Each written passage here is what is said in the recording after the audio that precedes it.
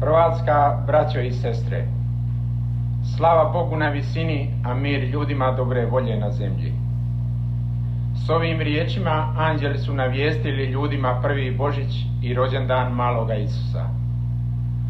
Od tada pa do danas svakome kršćanskom srcu Božić je najdraža svetkovina.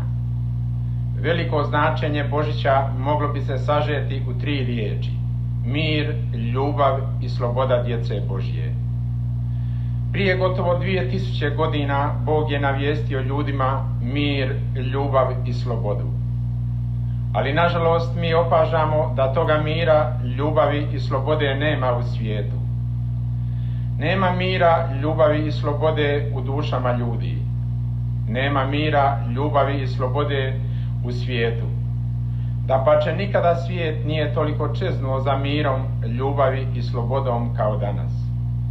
Dani našega života pomućeni su strahom od novoga svjetskog rata. Kao Damaklov mač nad našim glavama visi o tankoj dlaci atomski rat, koji bi začas bacio cijeli svijet u požar, klanje, ubijanje i rušenje.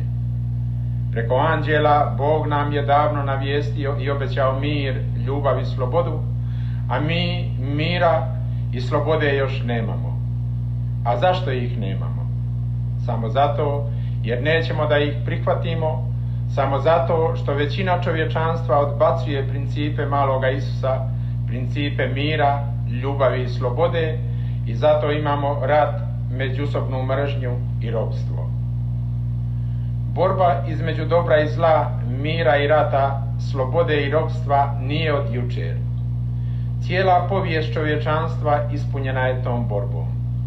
Ta borba između dobra i zla, mira i rata, slobode i ropstva bila je osobito teška i žestoka malo prije rođenja Isusova. Ljudi pritisnuti tom borbom i tim zlima vapili su za spasiteljem koji će ih izbaviti iz tog teškog položaja. Bog je čuo vapaje potištenih i progonjenih, pa je poslao na svijet spasitelja, svoga jednorođenoga sina Isusa. U Betlehemu se rodio kralj mira, ljubavi i slobode, koji je svojom naukom i životnim principima pokazao ljudima kako se dolazi do mira, ljubavi i slobode. Ali nažalost ljudi nisu prihvatili tu nauku i principe, nego su ih odbacili, progonili i još ih danas progone. Isusovi principi ljubavi, mira i slobode slični su lijeku. Ako bolestan čovjek prihvati lijek i propisno ga uzimlje, može se nadati ozdravljenju. Ali ako lijek ne prihvati i ne upotrebljava ga, kako se može nadati ozdravljenju? Isto tako, ako bi ljudi prihvatili nauku i principe spasitelja Isusa, mogli bi se nadati promjeni na bolje. Mogli bi se nadati miru, ljubavi i slobodi. Ali ako tu nauku odbacuju, preziru i još je progone, kako se mogu nadati dobru, miru i slobodi?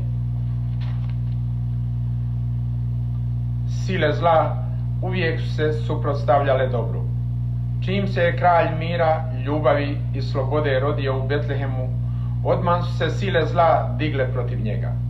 Predstavnik zla, okrutni kralj Herod, pokušao je da ubije Isusa i da ubije u začetku nauku ljubavi, mira i slobode.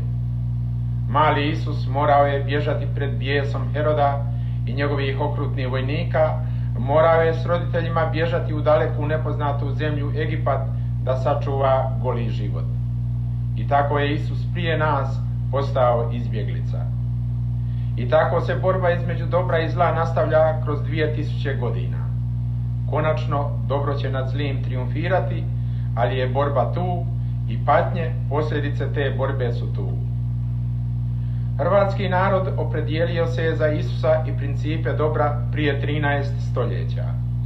Primivši krštenje prije nego mnogi evropski narodi, mi Hrvati stali smo na stranu Isusa i njegovih principa mira, dobra i slobode. I zanimljivo, sudbina hrvatskoga naroda slična je sudbini maloga Isusa. Isus je morao bježati iz svoje domovine ispred okrutnoga Heroda da spasi svoj život. U domovini Hrvatskoj vladaju okrutni Herodi i mnogi Hrvati morali su ostaviti svoju lijepu domovinu Hrvatsku i bježati u daleke i nepoznate zemlje širom čitavoga svijeta. Mali Isus, koji je bio i sam izbjeglica, zna i razumi naše izbjegličke jade, zna i razumi kako je gorak izbjeglički kruh. Do 3 dana mi ćemo opet slaviti rođendan maloga Isusa Božić.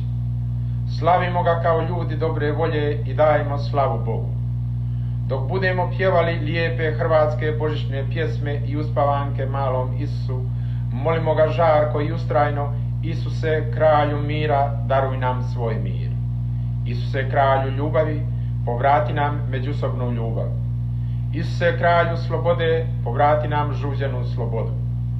Ti koji upravljaš svijetom i sudbinom naroda, protjeraj razne Herode iz naše domovine Hrvatske, da se i mi mognemo slobodno navratiti u naša draga sela i gradove. Rastjeraj Herode, da tvoj hrvatski narod mogne opet slaviti tvoj rođendan Božić u miru, veselju i slobodi. U to ime, hrvatska braćo i sestre, želim vam sretan i blagoslovljen Božić.